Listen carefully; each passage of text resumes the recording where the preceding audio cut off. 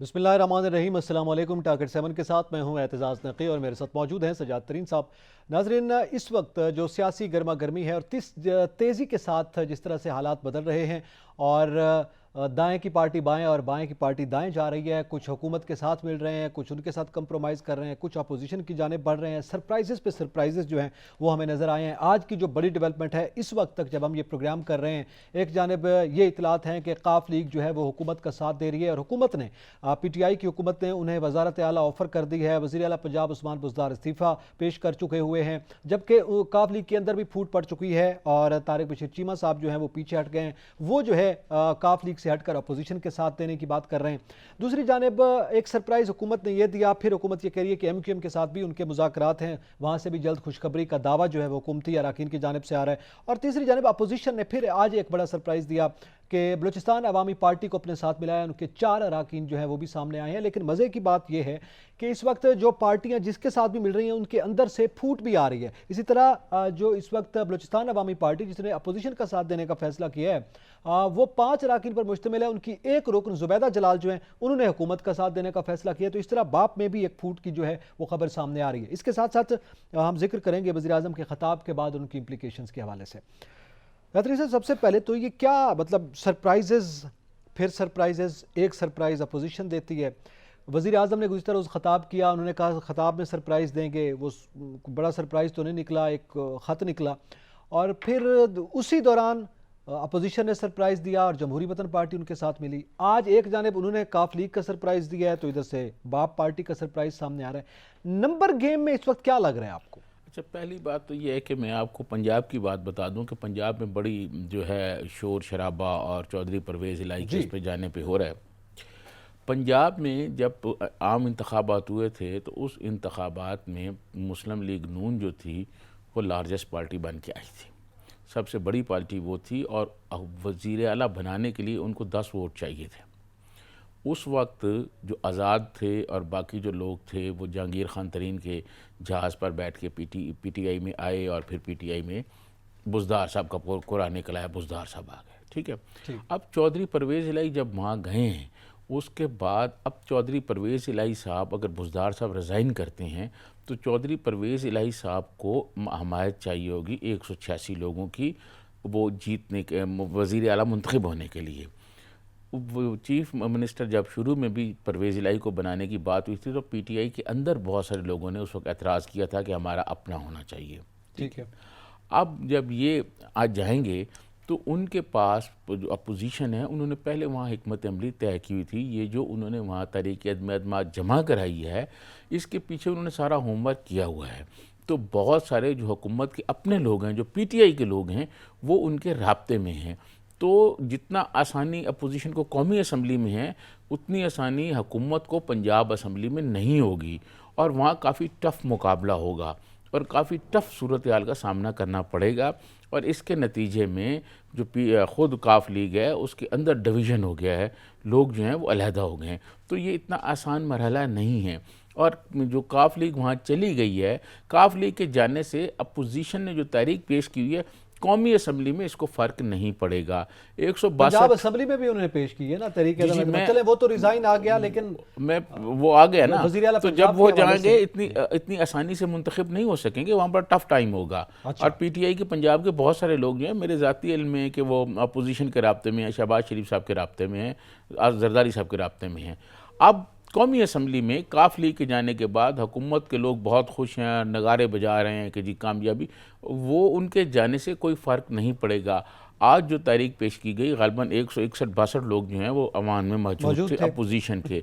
161 अरकान मौजूद थे। एक साहब उनके बाहर गए हुए हैं मुल्क से, 162 लोग उनको और चाहिए। ठीक है जी। अब बाप पार्टी भी आ गई है, तारिक बशीर चीमा साहब 4 अरकान आ गए हैं। तारिक बशीर चीमा ने ऐलान कर दिया है और 12 से 14 लोग जो हैं वो जो सिंध हाउस में दिखाए गए थे हुकूमत के वो भी बैठे हुए हैं। ठीक है। और भी कुछ लोग जो अंदर हैं PTI के जो जरदारी साहब के राब्ते में हैं वो भी वोटिंग के वक्त सामने आ जाएंगे, जिसका दावा किया था राजा रियाज साहब ने कि 24 से 40 के दरमियान जी। अच्छा, तो ये सामने आ जाएंगे। तो इतना आसान नहीं है जो अपोजिशन सरप्राइज तो फिर आ सकता है ना। काफ लीग भी तो अब तक ये लग रहा था कि अपोजिशन के साथ खड़ी है, आज एक सरप्राइज आ गया है। ایم کیو ایم کے حوالے سے بھی کوئی سرپرائز آ ابھی سکتا ہے، تک تین کاف اراکین لیگ کا بھی سرپرائز تو آ سکتا ہے۔ دیکھیں کاف لیگ نے ابھی تک اعلان نہیں کیا تھا کہ ہم جا رہے ہیں، کاف لیگ والے بات چیت کر رہے تھے، رابطے کر رہے تھے، اور پھر ابھی ایم کیو ایم ہے، ایم کیو ایم نہیں، سے 24 نے بھی تو سجاد ترین صاحب ابھی اعلان نہیں کیا نا، ان میں سے ایک دو ہیں، لیکن ان کی اناؤنسمنٹ تو سامنے نہیں آئی۔ وہ جو 12-14 لوگ بیٹھے ہوئے ہیں وہ تو سامنے آ گئے ہیں نا سب، وہ تو یہ کہہ رہے ہیں کہ جی ہم نہیں ووٹ دیں گے اور ہمارے ساتھ یہ ہوا، اپنی ساری ناانصافی میں۔ پھر پرائم منسٹر عمران خان نے جس طرح کہا ہے جی وہ شادی نہیں ہوگی، بچے نہیں ان کے وہ کر سکیں گے، کہیں باہر نہیں جا سکیں گے، بڑی سخت تنقید کی، تو وہ بڑے خاصے دل برداشت ہیں۔ مزید بھی بات کرتے ہیں اور دوسری صورتحال جو ہے وہ انہوں نے گفتگو کی ہے اس پہ بھی بات کرتے ہیں۔ یہاں پہ وقت تو ایک بریک کا، ہمارے ساتھ رہیے گا۔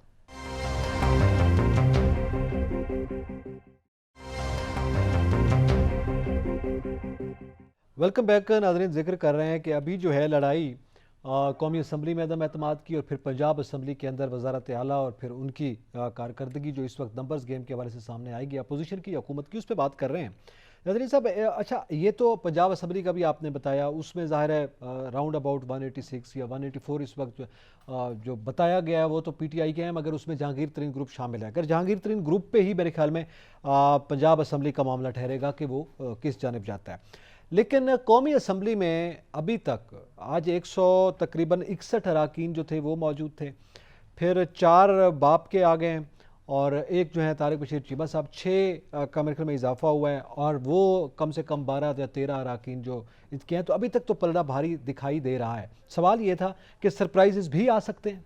میں سمجھتا ہوں کہ حکومت کے پاس اب کوئی زیادہ اگر کوئی سرپرائز ہوتے تو کل پرائم منسٹر اپنے خطاب میں کوئی بڑا سرپرائز دے دیتے، آج دیا نا، اور یہ کاف نہیں، میرا لیگ والا نہیں خیال۔ سرپرائز۔ دیکھیں میں آپ کو عرض کروں، کاف لیگ چلی جائے، ایم کیو ایم چلی جائے، پرائم منسٹر کی کرسی جو ہے نا، مجھے دیکھیں میں پاکستان کی جو پولیٹیکل ہسٹری ہے اس کا طالب علم ہوں، تو جب آپ سے سہولت واپس لے لی جاتی ہے نا جی، اس کے بعد پھر مشکل ہو جاتا ہے۔ پرائم منسٹر نے ابھی 3-3.5 سال سہولت کے ساتھ پالیٹکس کی ہے، اب سہولت واپس لے لی گئی ہے، اب ان کو چیزیں مینیج کرنا پڑ رہی ہیں، وہ کر رہے ہیں اور خود کرنی پڑ رہی ہیں، خود کرنی پڑ رہی ہیں، اور وہ نہیں ہو پا رہی۔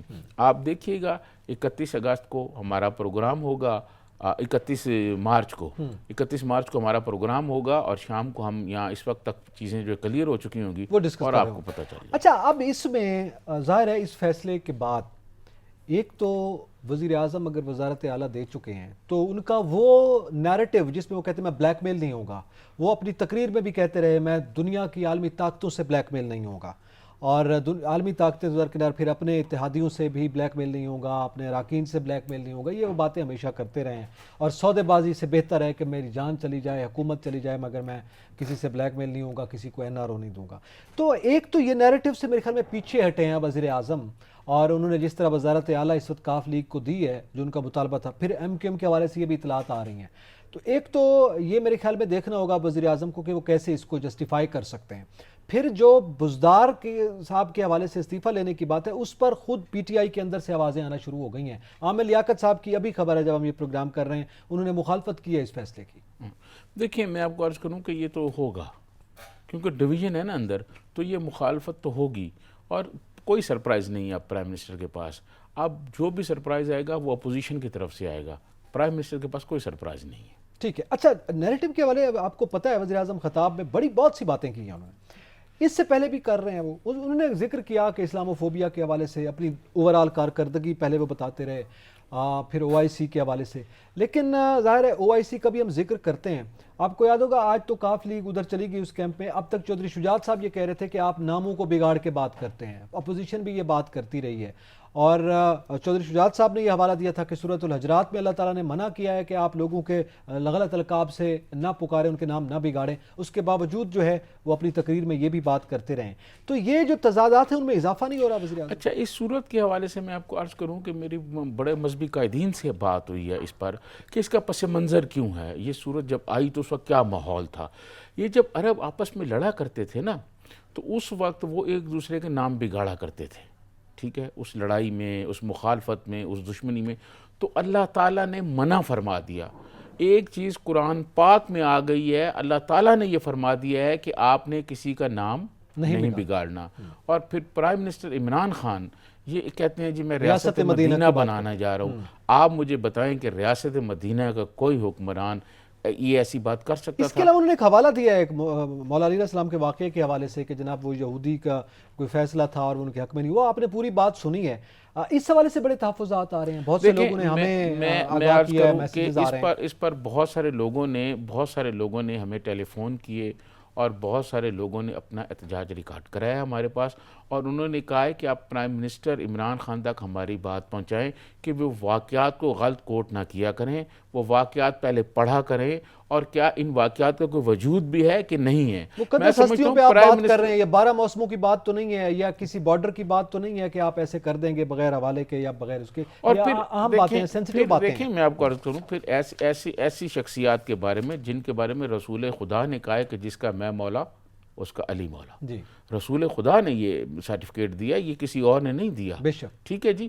تو یہ میں سمجھتا ہوں پرائم منسٹر عمران خان کو تھوڑا احتیاط کرنا چاہیے. ان کی خدمات بڑی ہیں, اسلام فوبیا والی انہوں نے بات کی, لیکن OIC کانفرنس کرائی, کشمیر کی کوئی آپ دیکھیں کہ کوئی قرارداد منظور نہیں ہوئی, کشمیر کے حق میں کوئی بات نہیں ہوئی. ویسے شاہ محمود صاحب ہمارے ملتانی مخدوم جو ہیں وہ بہت بڑھا چڑھا کے باتیں کر رہے ہیں. انشاءاللہ اگلے پروگرام میں ہم اس پہ ڈیٹیل سے بات کریں گے. اسی کے ساتھ ہی آج کے لیے اتنا ہی. اعتزاز نقی اور سجاد ترین کو اجازت دیجیے. اللہ حافظ.